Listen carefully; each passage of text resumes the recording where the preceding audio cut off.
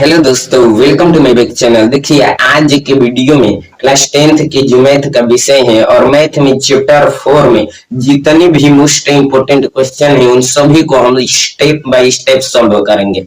लेकिन इस वीडियो को शुरू करने से पहले मैं आपको ये याद दिला देता हूँ कि जब तक एग्जाम क्लियर न हो जी जान लगा दो मेरे दोस्त, क्योंकि दुनिया रिजल्ट देखते हैं ना कि मेहनत।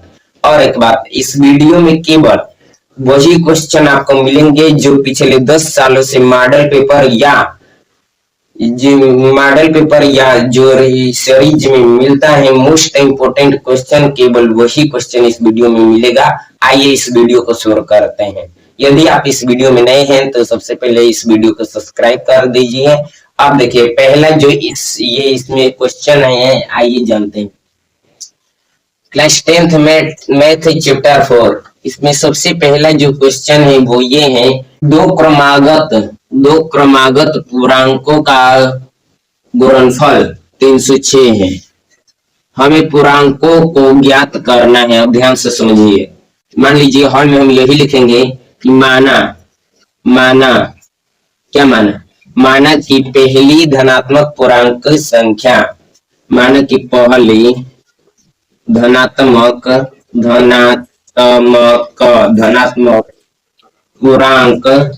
पूर्णांक संख्या, इसको मान लीजिए x। अब हम मानेंगे कि दूसरी धनात्मक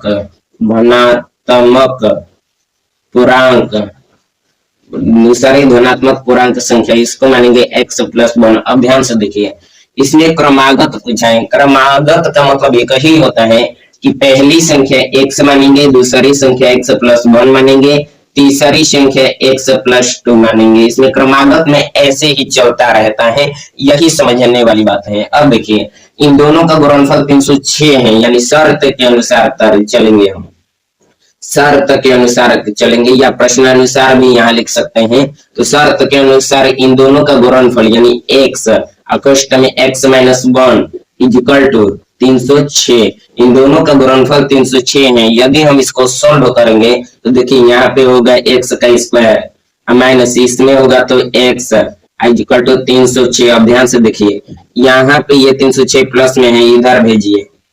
तो जब यहाँ पे भेजेंगे तो हमारे पास आएगा कि x का स्क्वायर माइनस x, 306 इधर प्लस में है, इधर आएगा तो माइनस 306 इक्वल टू 0। अब ध्यान से देखिए, यहाँ पे एक बात है ये कि अब इसका गुणनखंड निकालेंगे। तो गुणनखंड निकालने के लिए सबसे पहले 306 को दो भागों में बांटेंगे। तो इससे अच्छा कि एलसीएम हम निकाल दें।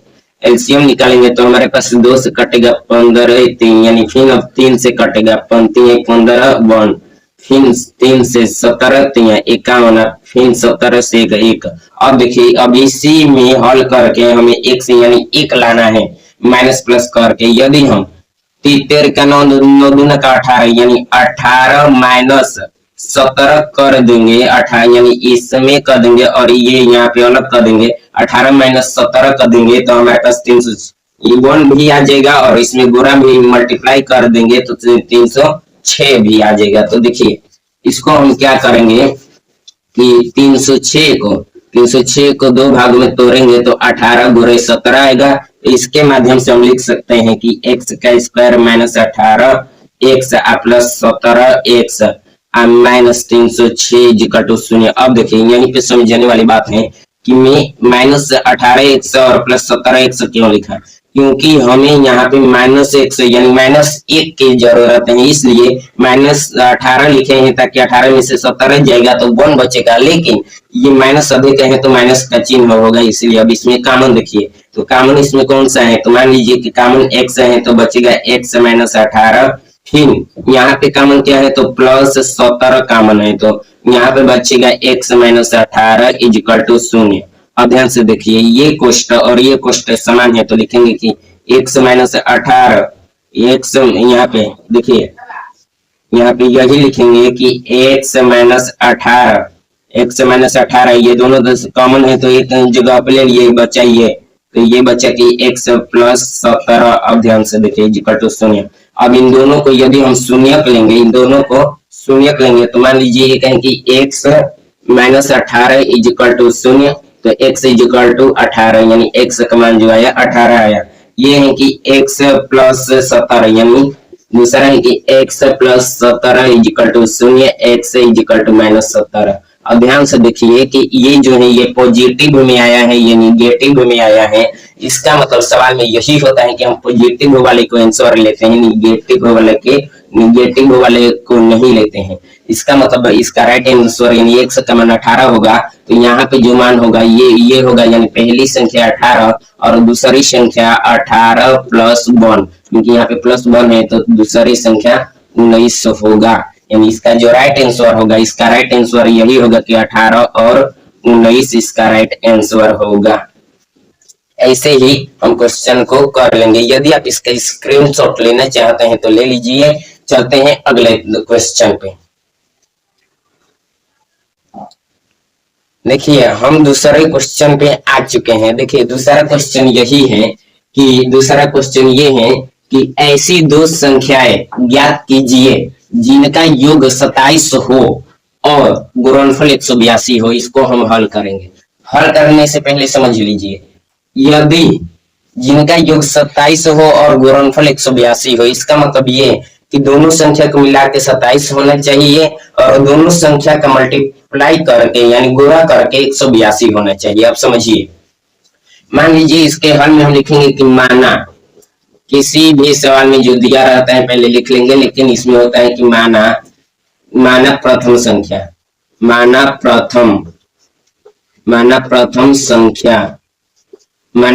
संख्या क्या है, एक समान लेते हैं। प्रथम संख्या एक समान लेते हैं। अब देखिए, और प्रथम संख्या प्लस द्वितीय संख्या इज इक्वल टू 27। अब इतना क्यों हम लिखे तो इसको ध्यान से समझिए। इसको हम शर्त नंबर 1 के माध्यम से लिखे। शर्त 1 ये है कि जिनका योग 27 हो, यानी पहली संख्या दूसरी संख्या को मिलाने से 27 हो, यानी दोनों का योग 27 हो गई। अब देखिए प्रथम संख्या x तो दूसरी द्वितीय संख्या, यहाँ पे मान लीजिए द्वितीय, यहीं पे निकल जाएगा। देखिए यदि हम द्वितीय संख्या यहाँ से निकालें तो यहाँ पे लिखेंगे कि द्वितीय संख्या इक्वल टू, अब ध्यान से देखिए यहाँ पे है प्रथम संख्या कितना x है और यहाँ पे प्लस है द्वितीय संख्या इक्वल टू 27। तो ये प्लस में है, जब इधर आएगा तो माइनस में होगा। यानी हमारे पास जो द्वितीय संख्या होगा वो होगा 27 माइनस x। कैसे 27 माइनस x? क्योंकि प्रथम संख्या x है, उधर फेंकेंगे तो माइनस x होगा, यानी इसलिए द्वितीय संख्या 27 माइनस x। तो हम यहाँ पे लिख सकते हैं कि द्वितीय संख्या is equal to 27 minus x। इतना निकल गया, पहली संख्या निकल गया, दूसरी संख्या निकल गया। तो अब इसके माध्यम से शर्त नंबर हम 2 लिखेंगे। शर्त नंबर 2, इसके माध्यम से देखिए दोनों का गुणनफल 182 है। पहला तो यहाँ पे हो गया, पहले के माध्यम से यानी द्वितीय संख्या निकल गया, पहले के माध्यम से द्वितीय संख्या निकल गया। लेकिन शर्त नंबर 2 ये है कि इसका गुणनफल 182 हो। तो देखिए द्वितीय के मतलब दोनों का गुणनफल यानी पहली संख्या x और दूसरी संख्या 27 माइनस x इक्वल टू 182। इसको अब हम सॉल्व करेंगे तो 27x माइनस x स्क्वायर दोनों में मल्टीप्लाई कर देंगे इक्वल टू 182। अब समझिए, अब ये करेंगे तो कि यहाँ पे x स्क्वायर मतलब माइनस में है तो दोनों को ये उठा के उधर फेंक देंगे तो होगा कि x स्क्वायर है, ये प्लस में है, उधर आएगा तो माइनस में, यानी माइनस 27x।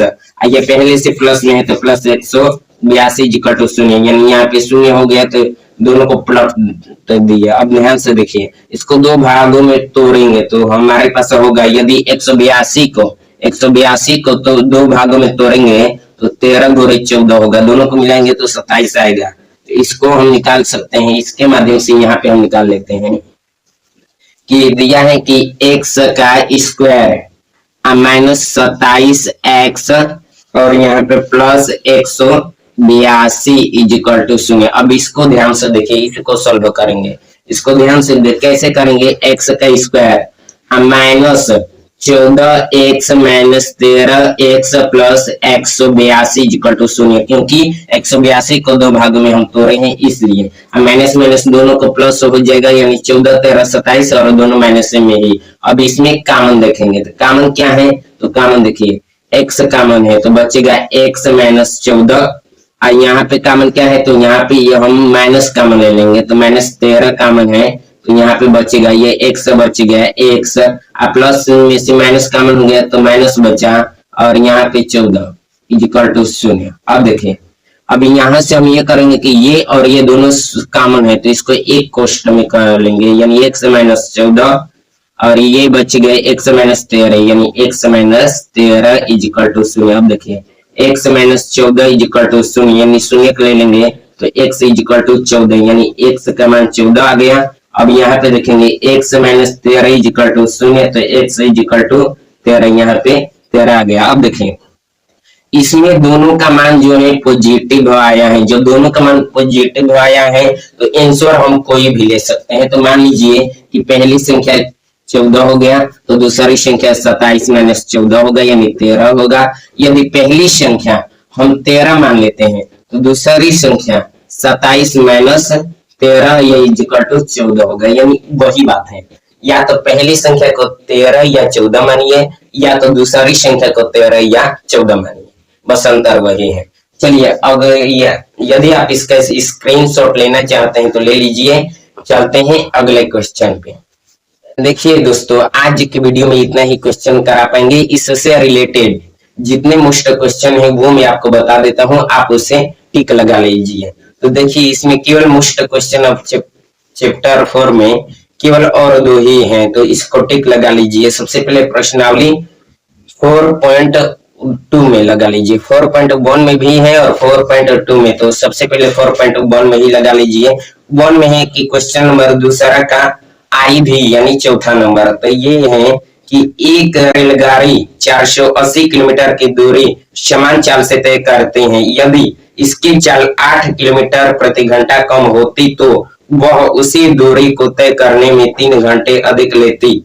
हमें रेलगाड़ी की चाल ज्ञात करनी चाहिए। पहला क्वेश्चन मोस्ट यही है। और दूसरा क्वेश्चन इसमें मोस्ट ये वाला है कि ये प्रश्नावली 4.2 का है क्वेश्चन नंबर 6 कि एक कुटीर उद्योग एक दिन में कुछ बर्तनों का निर्माण करता है। एक विशेष दिन यह देखा गया कि प्रत्येक नग के निर्माण लागत रुपए में उस दिन के निर्माण किए गए बर्तनों की संख्या के 2 गुने से 3 अधिक थी। यदि उस दिन की कुल निर्माण लागत 90 रुपए थी तो निर्मित बर्तनों की संख्या और प्रत्येक नग की लागत ज्ञात कीजिए। क्वेश्चन यही है, केवल 2 ही क्वेश्चन ऑलमोस्ट हैं, इसको आप सॉल्व कर लीजिए। इससे रिलेटेड अगर अलग से केवल बहुविकल्पी ही क्वेश्चन पूछेगा वो आपको शॉर्ट वीडियो में सभी मिल जाएंगे। चलिए, और चैप्टर 4 में मैं कुछ फार्मूला आपको बता देता हूं जो बहुत ही मोस्ट हैं, जो बहुविकल्पी में काम आते हैं। फार्मूला ये है कि b का स्क्वायर माइनस 4ac, इसी फार्मूला को समझना है स्टेप बाय स्टेप। यदि ये 0 से अधिक है, यदि ये 0 के बराबर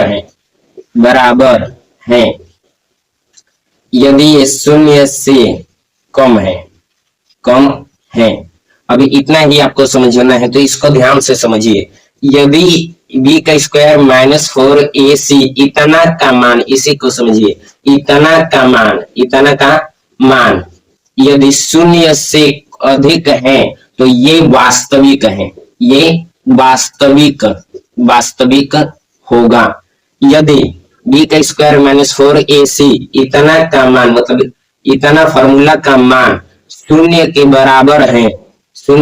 बराबर है तो भी ये वास्तविक होगा। यदि b का स्क्वायर माइनस 4ac का मान 0 से कम है तो ये काल्पनिक होगा। ये जो फार्मूला है ये अधिकतर बहुविकल्पी में उपयोग होता है। इसलिए इस फार्मूला को स्टेप बाय स्टेप याद कर लीजिए, सेम टू सेम ऐसे ही जैसा पैराग्राफ बना हुआ है। अब ध्यान से सुनिए। इस वीडियो के अंत में मैं यही कहूंगा कि यदि तुम भी मिशन कंप्लीट स्टडी पे हो तो इस चैनल को सब्सक्राइब कर लो, क्योंकि हम हारने वालों में से नहीं है। थैंक यू, धन्यवाद।